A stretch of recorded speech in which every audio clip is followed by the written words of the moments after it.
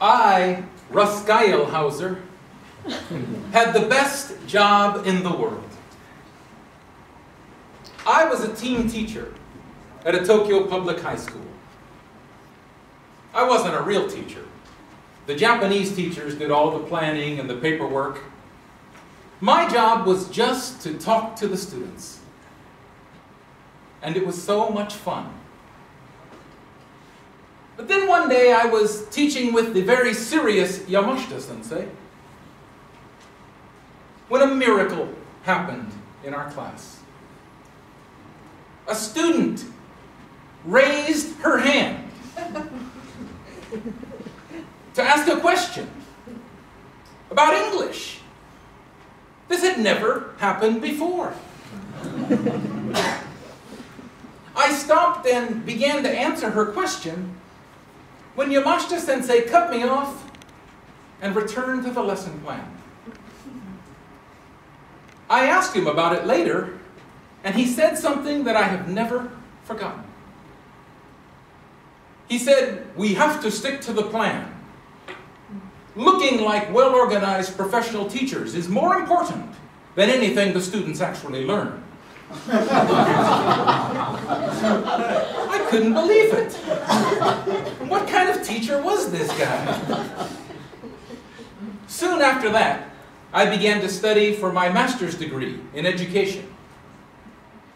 We learned how to analyze the students' needs, create a curriculum, and use different methods of teaching. And finally, when I graduated, I got my first university teaching jobs. I wasn't just a practice dummy anymore. I was a real teacher. And I needed all the skills that they had taught me. I wanted my classes to be fun and relaxed, but the students could be quite a challenge.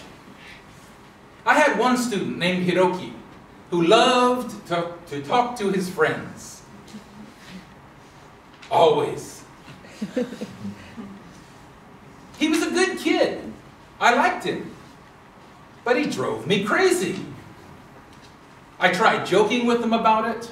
I tried reasoning with him. I tried sternly telling him to be quiet. But nothing worked. He just wouldn't shut up. One time I was trying to review some very important material that they needed to know for the upcoming test. But nobody was listening to me because they were all laughing at something Hiroki had said. Finally, I had had enough. I said, "Hiroki, get out!" He gathered up his books and slowly left the room. And I went back to continue my explanation. Finally, it was quiet. Too quiet. I looked back at my students, and every single one of them was sitting with their head down and their shoulders slumped. I tried to explain to them that this was important. We only had a few weeks left in the term, and this score on the test, along with their attendance record, would... And I suddenly realized I had become Yamashita-sensei. More concerned with my grading system and my lesson plan and my schedule.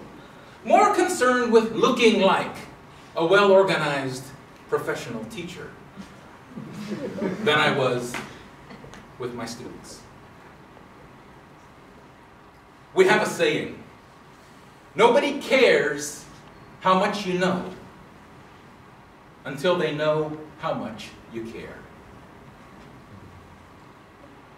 It no longer mattered that I could really help them use English to boost their careers.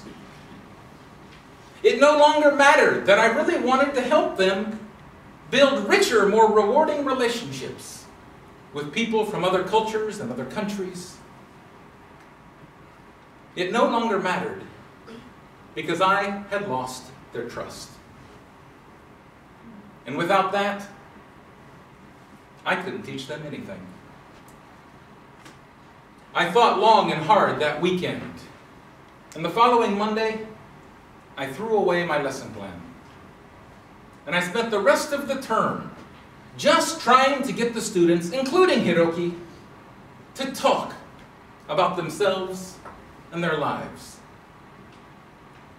English became not the subject of the class, but the means for them to share their experiences, their thoughts, and their feelings. And the most amazing thing happened. All of those long-forgotten vocabulary lessons and English grammar drills suddenly began to surface. They began to ask me questions about English and use what I taught them in their conversations. They began to push themselves to explain even more and more complicated ideas or contradictory feelings. They began to learn. And so did I. It transformed my class. My classes became noisy and chaotic. But I no longer saw that as a problem. I began to push them, to encourage them, to try to show them that English was a way for them to reach out and connect, to share their lives with other people. And it transformed me too. For when I learned to set aside my ego and use the skills I had in the service of my students, I finally became a real teacher. Toastmaster Johnson.